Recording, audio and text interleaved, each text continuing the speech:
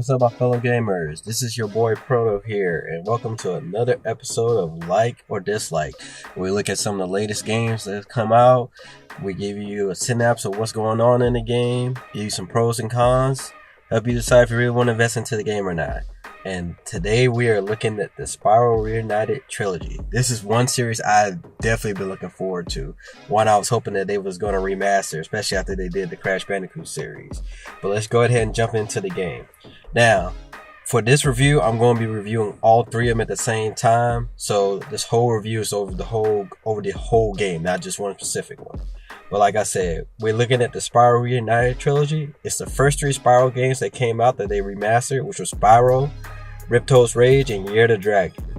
And in the base of all three games, basically you have a evil person taking over and you're helping get rid of them and their henchmen from the lands. And they basically remastered these games from beginning to end. They left the game exactly at the core of what it is for all three of them. All they mainly did was just basically updated the graphics, updated the controls, the movement of it. But at the core, it's still these games what they was played all those years back.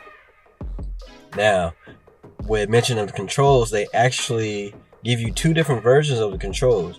You can actually play with the original controls, how you played it before, back in the day, or you can play it now for a new control scheme to set up for the next gen consoles.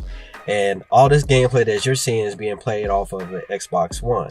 And the controls for it was actually very smooth, being on the sense that I played this on PlayStation growing up.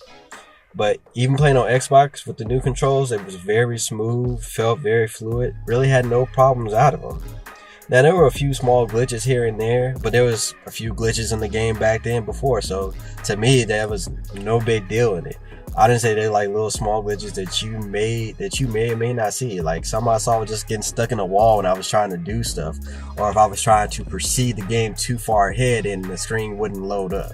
So little small things like that. But as long as you take your time, you definitely won't see most of these glitches. Now, this game is perfect for kids, especially little kids growing up, and especially with Christmas coming up.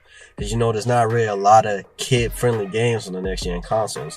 So this is one I would definitely recommend for the kids growing up. And in a sense, that's basically the games. So let's jump into the pros versus the cons.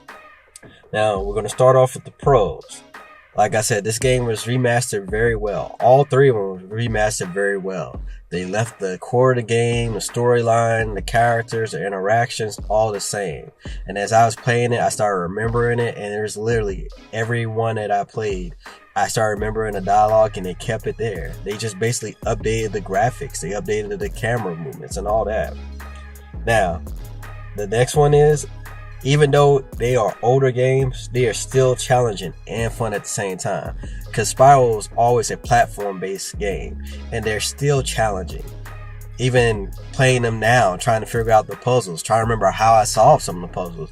They were still fun, they were still challenging. Some of them you'll easily remember, some you gotta really sit back and think like, how did I beat this? How did I get past this? So it's definitely fun. It definitely still has its challenges in it. And the third pro, like I said, this is great for younger kids. With all the games that's out on the next gen consoles, a lot of them are more for the mature rating for adults and above.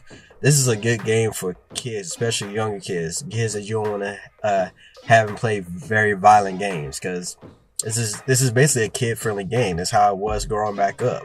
This was back in the era of Banjo-Kazooie, Crash Bandicoot, Super Mario. So this is perfect for little kids growing up for next gen consoles. Now, let's jump into the cons. For the cons, I had to talk about the camera movement. And this was something that was just a thing of all those games back there, the camera movements. The camera would not go exactly where you want it sometimes. So sometimes you have to rotate and move how you want to. Now, in Ripto's Rage, Revenge, sorry, I know I probably said that wrong. And Year of the Dragon, they did update the camera movements, and they did that here too, so you'll have more control of the cameras in those ones. But you still have to deal with it here and there. It can get a little annoying. Next con, all the games are not on the disc, and you gotta pay that in mind, because for me, with my Xbox, it was a 42 gig download to download the games. And I was thinking that they was going to have all 3 games on the disc, since they actually pushed it back, because this game was supposed to be released earlier this year, but they pushed it back to now to be in release. So I was thinking, you know, maybe they pushed it back to put all the games on the disc so you don't have to download it. Nope. You still gotta do that, so keep that in mind. So if you don't have a fast internet speed, you're gonna be doing it for a while. You're gonna be letting it download. And the last con, backtracking. It was a problem back when these games came out. They remastered, kept it the same.